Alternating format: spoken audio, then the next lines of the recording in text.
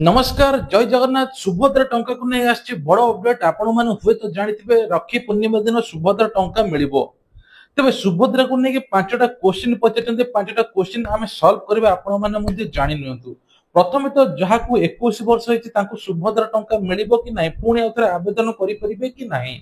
Second रहला 60 वर्ष जहा को क्रॉस करि छि तांको सुभद्रा टंका मिलिबो ना सरकार से केओ योजना रे अंतर्भुक्त हेबे। थर्ड रहा जो मैंने प्रथम द्वितीय किस्ती पाई ना से तृतीय किस्ती पाइबे ना एका संगे पाइबे।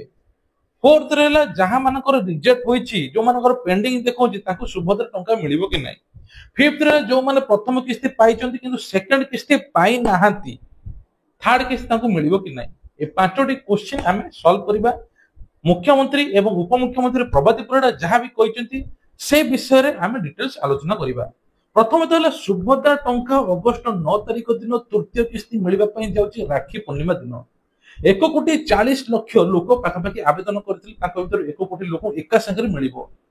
जो मैंने प्रथम किस्ती पाई मन रखु जो मैंने प्रथम किस्ती पाई किंतु एबे जो संबलपुर आईएएम कॉलेज स्टूडेंट किसी वेरिफिकेशन कले किसी अंगनवाड़ी कर्मी वेरिफिकेशन कले जना पड़ा प्रकृत में अयोग्य घर द्वार जगह बाड़ी सब किसी थाई सुभद्रा प्रथम किस्ती हाथ सुभद्रा टंका मिल मन रखु द्वितीय किस्ती मिलानी तृतीय किस्ती मिलनी बाद दिगला पाखापाखि 2,40,000 लोक जो मैंने प्रथम किस्ती पाई द्वितीय किस्ती पाई तृतीय किस्ती मिल कारण से योग्य हिताधिकारी आ जो मैंने आवेदन कर पेंडिंग किसी डॉक्यूमेंट प्रॉब्लम जो से प्रकृत में पाइबा योग्य योग्य हिताधिकारी किंतु किसी डॉक्यूमेंट पेंडिंग जो पेंडिंग देखो रिजेक्ट होची आउ थे आवेदन करें प्रथम द्वितीय तृतीय तीनोटी किस्ती एका संगे 15,000 टंका मिल 19-20 वर्ष होता 21 वर्ष एवं से आवेदन करें सुभद्रा पोर्टाल खोला अच्छी एने उपमुख्यमंत्री सबुठ बड़ कथा सुभद्रा योजना रे आपणकर जो मानकर डिबिट लिंक होई नै बारंबार से बैंक को दौड़ी दौड़ी की तथापि लिंक हैला नै कि से अकाउंट को आसिला नाही आपण निजे एनपीसीआई साइट रे मुझे चेक करि परिबे नहले आपण से बैंक को चेंज करि कि अलगा अकाउंट दे परिबे मन रखंता तो आ बैंक रे एबे गोटे वॉलेट सिस्टम होची प्राय देखुथिबे आपण मान जे सोथिबे जानिथिबे आपण मान मुझे फोन कॉल आसी हमें सुभद्रा योजना रो कहजो आपणकर सुभद्रा टंका मिलवा जाऊँगी पूर्व आप बैंक आसिक वेरिफिकेशन करते आपन गोटे वॉलेट कर वॉलेट को पैसा आसो तापर आप बैंक को ट्रांसफर हेबो एमिति आसुची आपन जदि कॉल आसथिबो आपन जदि जाइथे बैंक को वेरिफिकेशन करबे केवाईसी करबे आधार कार्ड देथिबे निश्चित कमेंट माध्यम रे जणाइबे।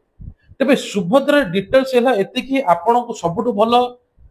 जो माने पाई नांती आपन को तीनोटी किस्ती मिलिबो आपन व्यस्त होंती नै जो माने आवेदन करनांती नुवा से माने मध्ये पोर्टल खुलिबो से माने पुणी थरा आवेदन करि परिबे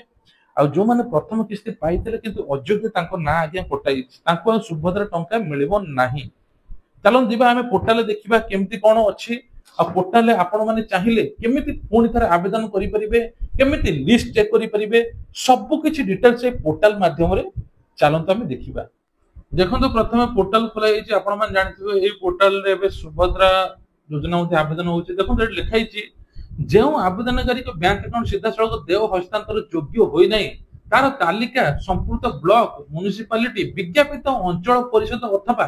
महानगर निगम स्तर सुभद्रा पोर्टल उपलब्ध अच्छी वर्तमान सुधा लाभ पाई नथिबा आवेदनकारी मानकु परामर्श दिया जाउछि कि